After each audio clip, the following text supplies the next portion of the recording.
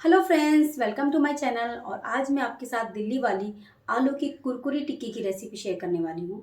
अब ये दिल्ली की आलू की टिक्की की खासियत क्या है, तो उसकी खासियत ये है कि जो उसकी स्टफिंग होती है ना, वो पीठी और दाल से बनाई जाती है, जो टेस्ट को बहुत ही ज़्यादा बढ़ा भी देती है। और ये बनाने में बहुत ही ज़्यादा ईजी है, बहुत आसानी से घर पे आप इसे बना सकते हैं। और इसी के साथ मैं आपके साथ इंस्टेंट खट्टी मीठी चटनी की रेसिपी शेयर करने वाली हूँ। तो आप रेसिपी को लास्ट तक ज़रूर देखें, और अगर आपको रेसिपी पसंद आए तो रेसिपी के लिए वीडियो को लाइक करना ना भूलें, इसे ज़्यादा से ज़्यादा शेयर करें। और अगर आपने मेरे चैनल को अभी तक सब्सक्राइब नहीं किया है तो मेरे चैनल को सब्सक्राइब करना ना भूलें। तो चलिए रेसिपी स्टार्ट करते हैं। तो सबसे पहले हम टिक्की के लिए दही तैयार करेंगे। तो यहाँ मैंने करीबन 300 ग्राम दही लिए। अब इसमें डालेंगे हम 2 बड़े चम्मच चीनी की।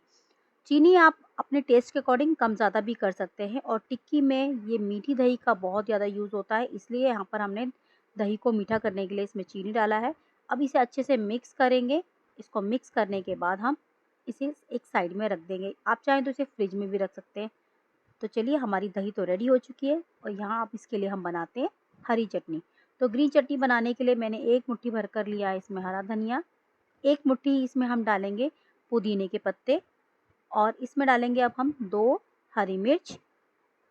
तीखी वाली हरी मिर्च लिए मैंने, आप चाहे तो अपने टेस्ट के अकॉर्डिंग कम ज़्यादा कर सकते हैं। 2 डालेंगे हम इसमें लहसुन की कलियाँ। और 1 इंच का टुकड़ा डालेंगे हम इसमें अदरक का। और 1 बड़ा चम्मच भरकर हम डालेंगे इसमें अमचूर पाउडर। आधा चम्मच नमक, थोड़ा-सा इसमें डालेंगे काला नमक। और थोड़ा पानी डाल के हम इसको अच्छे से पीस लेंगे। तो यहाँ देखिए, हमारी ग्रीन चटनी भी बनके रेडी हो चुकी है। तो चलिए, अब हम टिक्की के लिए खट्टी-मीठी चटनी बनाते हैं। तो चटनी बनाने के लिए 200 ग्राम मैंने चीनी ली है। यहाँ पर एक से पैन में डालेंगे। यहाँ पर हमने गैस को ऑन नहीं किया है। अब इसमें डालेंगे हम 1/4 चम्मच अमचूर पाउडर। और इसमें आधा लीटर के करीब पानी डालेंगे। अब अमचूर पाउडर को अच्छे से मिक्स करेंगे, ताकि इसमें किसी भी तरह के लम्स ना रहे। ये चटनी हम इंस्टेंट बना रहे हैं, इसीलिए यहाँ मैंने अमचूर पाउडर का यूज़ किया है। क्योंकि जो इमली की चटनी होती है उसे बनाने में बहुत ज़्यादा टाइम जाता है, मगर जो हलवाई लोग होते हैं शादियों में इसी तरह से चटनी बनाते हैं, बहुत जल्दी बन के तैयार होती है। तो अमचूर पाउडर अच्छे से मिक्स हो चुका है। यहाँ पर अब गैस को ऑन करेंगे। और इसमें डालेंगे हम 1 चम्मच सौंफ का पाउडर, 1 चम्मच भुना हुआ जीरा पाउडर, 1 चम्मच भर कर डालेंगे इसमें कश्मीरी लाल मिर्च पाउडर। कश्मीरी लाल मिर्च पाउडर से इस चटनी का कलर बहुत ही ज़्यादा अच्छा आएगा, तो आप कश्मीरी लाल मिर्च ज़रूर डालें।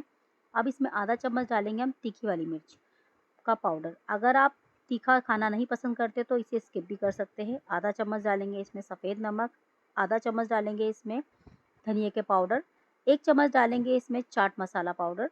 और आधा चम्मच डालेंगे इसमें काला नमक का पाउडर। अब डालेंगे इसमें 1 चम्मच सॉल्ट का पाउडर। तो सभी मसालों को हम अच्छे से चटनी में मिक्स करेंगे। और इस चटनी को हमें सिर्फ 5 मिनट के लिए ही पकाना है। तो मीडियम टू हाई फ्लेम पे इसे आप चलाते हुए 5 मिनट तक पकाएं।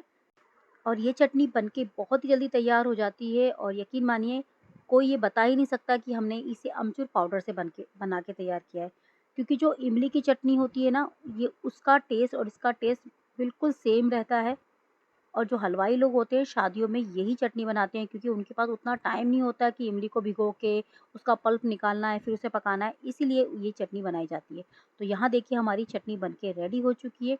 तो चलिए, अब बनाते हैं हम टिक्की के लिए स्टफिंग। तो यहाँ मैंने आधा कप भिगी हुई दाल ली है। इस दाल को मैंने गर्म पानी में आधा घंटा भिगोया था। उसका पानी हमने अच्छे से निकाल दिया है। अब इसे हमें कुकर में 1 सीटी लगाने के लिए पकाना है। तो चलिए, इसको अब हम डालेंगे कुकर में। कुकर में डालने के बाद इसमें हम पानी ऐड करेंगे। तो पानी यहाँ आप आधा कप ही पानी डालें, ज़्यादा ना डालें। और थोड़ा-सा डालेंगे इसमें नमक। और उसका ढक्कन लगाकर बंद कर देंगे। और हमें एक ही सीटी इसमें लगानी है। उसके बाद इसका प्रेशर रिलीज़ होने तक हमें वेट करना है। तो यहाँ देखिए, 1 सीटी लगाने के बाद प्रेशर रिलीज़ कर दिया है। उसके बाद हमारी जो चने दाल है वो अच्छे से गल चुकी है। बस हमें इतनी ही चाहिए चने की दाल, ये खड़ी रहनी चाहिए, बिल्कुल घुटनी नहीं चाहिए। अगर ज़्यादा घुट जाएगी तो जो स्टफिंग है वो अच्छी नहीं लगेगी खाने में, इसका क्रंची फ्लेवर ख़त्म हो जाएगा। तो यहाँ मैंने चने की दाल को एक कपड़े पे बिछाकर उसका पानी अच्छे से सुखा लिया था, ताकि ये अच्छे से ड्राई हो जाए, क्योंकि जब हम स्टफिंग करेंगे तो ये गीली नहीं होनी चाहिए। और यहाँ हम 2 चम्मच भरकर डालेंगे इसमें उबली हुई मटर। तो यहाँ मैंने मटर को पहले से ही उबाल के रखा हुआ था। अब इसमें पनीर डालेंगे। पनीर यहाँ मैं 50 ग्राम डाल रही हूँ। आप चाहें तो पनीर को ग्रेट करके या फिर छोटे-छोटे टुकड़े करके भी डाल सकते हैं। तो यहाँ मैं पनीर को ग्रेट करके डाल रही हूँ। तो इसे अच्छे से ग्रेट करेंगे। उसके बाद हम इसमें कुछ मसाले डालेंगे। इसमें डालेंगे 1/4 चम्मच कश्मीरी लाल मिर्च पाउडर, थोड़ा-सा डालेंगे इसमें नमक। नमक आप टेस्ट के अकॉर्डिंग ही डालिए क्योंकि हमने दाल को उबालते हुए नमक डाला था। अब इसमें डालेंगे आधा चम्मच चाट मसाला और इसे अच्छे से मिक्स कर लेंगे। टिक्की की जो ख़ासियत होती है, जो दिल्ली वाली टिक्की होती है ना, उसमें ये स्टफ़िंग बहुत ही ज़्यादा इम्पोर्टेंट होती है। आप चाहें तो चने दाल की जगह मूँग की दाल का भी यूज़ कर सकते हैं क्योंकि दिल्ली में कई जगह चने दाल की जगह मूँग की दाल भी डाली जाती है और ये स्टफ़िंग से जो टिक्की का टेस्ट है बहुत ही ज़्यादा बढ़ जाता है। तो इसलिए ये स्टफ़िंग वाली टिक्की दिल्ली में बनाई जाती है। तो यहाँ देखिए हमारी स्टफ़िंग बन के तैयार हो चुकी है।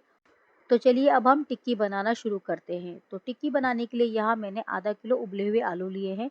अब इसे हम कद्दूकस से ग्रेट करेंगे ताकि इसका स्मूथ डो तैयार हो सके और इसमें किसी भी तरह के लम्स ना रहे। अगर आप प्लेन टिक्की बना रहे हैं तो उसके लिए आप आलूओं को हाथ से भी मैश कर सकते हैं, मगर यहाँ हम स्टफिंग वाली टिक्की बना रहे हैं इसीलिए मैंने यहाँ पर आलू को ग्रेट किया है। क्योंकि अगर आप हाथों से मैश करेंगे आलूओं को और उसके अंदर स्टफिंग भरेंगे तो स्टफिंग बाहर निकलने लग जाएगी।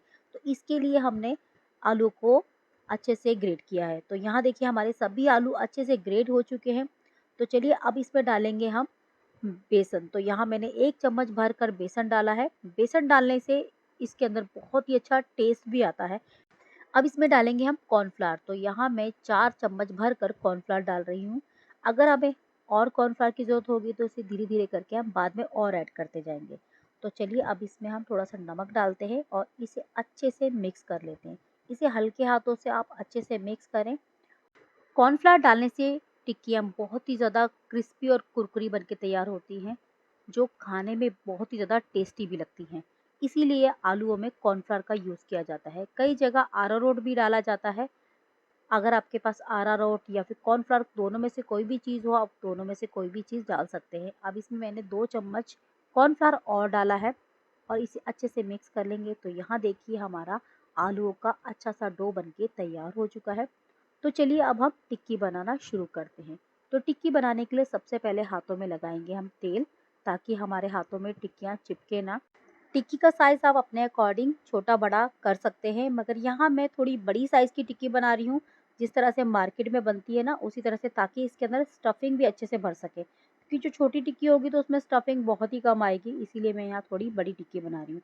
तो अब इसके अंदर स्टफिंग डाल के इसको अच्छे से सील कर देंगे और हल्के हाथों से इसे घुमाते हुए इसको फ्लैट कर लेंगे। तो यहाँ देखिए हमारी एक टिक्की बनके तैयार हो चुकी है। तो इसी तरह से हम एक-एक करके सभी टिक्कियाँ तैयार कर लेंगे और शादियों में इसी तरह से स्टफिंग वाली टिक्कियाँ बनाई जाती हैं और ये बहुत ही आसानी से, बहुत ही जल्दी बन के तैयार हो जाती हैं क्योंकि इसके अंदर जो स्टफिंग होती है ना दाल की, उससे ही बहुत अच्छा टेस्ट आता है इन टिक्कियों में।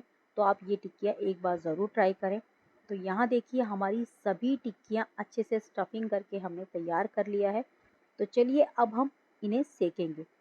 तो टिक्कियों को सेकने के लिए यहाँ मैंने एक डीप पैन का यूज़ किया है। अगर आपके पास लोहे का तवा है तो सबसे अच्छा है क्योंकि लोहे के तवे में ही ये टिक्कियाँ सेकी जाती हैं और बहुत अच्छे से सिकती है। बट मेरे पास लोहे का तवा नहीं था, तो इसलिए मैंने एक यहाँ पैन का यूज़ किया है। तेल को सबसे पहले आपको अच्छा-सा गरम करना है, बिल्कुल हाई फ्लेम पे। उसके बाद इसे हम बिल्कुल लो कर देंगे, उसी के बाद इसमें टिक्कियाँ डालनी है। इसे हाई फ्लेम पे आप टिक्कियाँ ना डालें, फ्लेम को बिल्कुल लो कर दें और लो फ्लेम पे ही इसे हमें अच्छे से पकाना है। इसे अच्छे से फ्राई होने देंगे और चारों साइड से चम्मच से इसके ऊपर तेल डालते रहेंगे ताकि ये अच्छे से सिक जाए। जब ये एक साइड से अच्छे से सिक जाएगी, हल्की ब्राउन हो जाएगी, तब इसे हम पलट देंगे।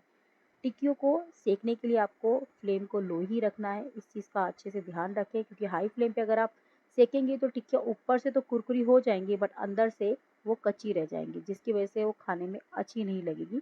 तो इसके लिए आप टिक्कियों को लो फ्लेम पे अच्छे से पलटते हुए सेक लें। और जब टिक्कियाँ दोनों साइड से अच्छे से सिक जाएँगी तो हम टिक्कियों को निकाल लेंगे।